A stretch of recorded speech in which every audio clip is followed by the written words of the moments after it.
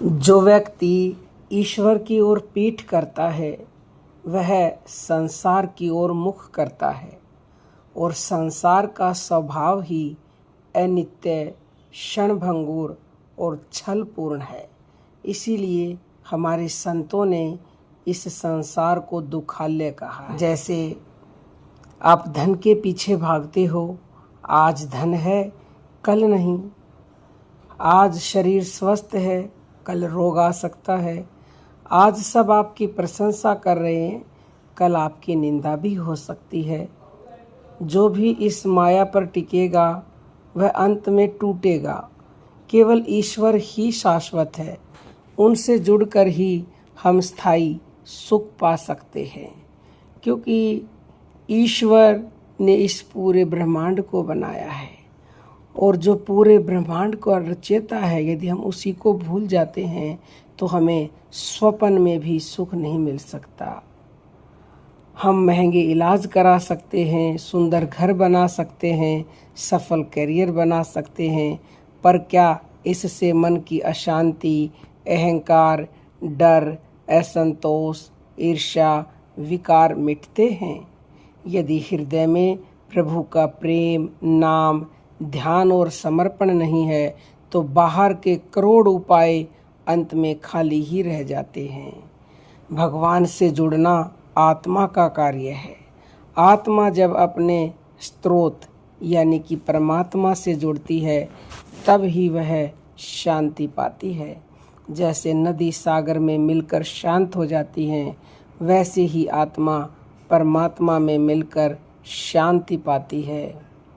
करोड़ों उपायों से भी इंसान आज बेचैन है, चिंता में है, अकेलापन महसूस करता है।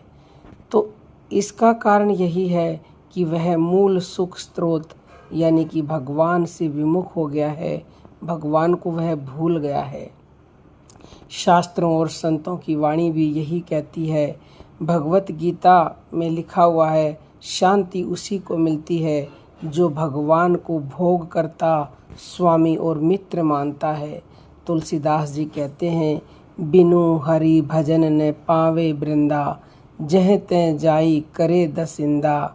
हरि भजन के बिना चाहे कोई कहीं भी जाए, अंत में भटकाव ही मिलेगा। तो इस वीडियो का सार यह है कि ईश्वर से विमुख यानी कि मुंह मोड़कर करोड़ उपाय कर लेना वैसा ही है जैसे कोई सूरज की ओर पीठ करके प्रकाश पाने का प्रयास करे।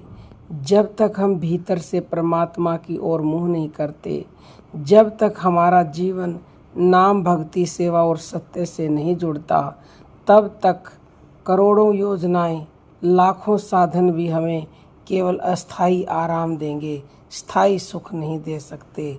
स्थायी सुख चाहिए तो आपको भगवान की तरफ मुंह करना ही पड़ेगा। और भगवान की तरफ मुंह कैसे करेंगे? भगवान का नाम जप करना ही भगवान की तरफ मुंह करना है।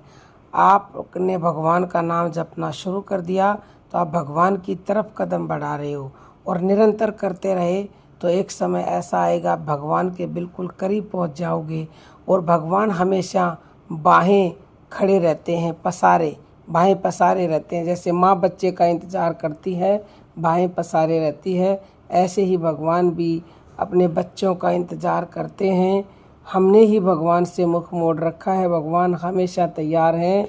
संत कहते हैं कि मुख मोड़ो जो हरि तरफ, पावे दुख के ही बीज, बिनु भक्ति के ना खुले अंतर का जो तीज।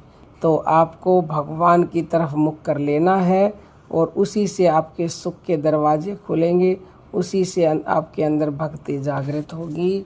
उम्मीद करते हैं आप आज से ही नाम जप करना शुरू करेंगे। जय जय श्री राम।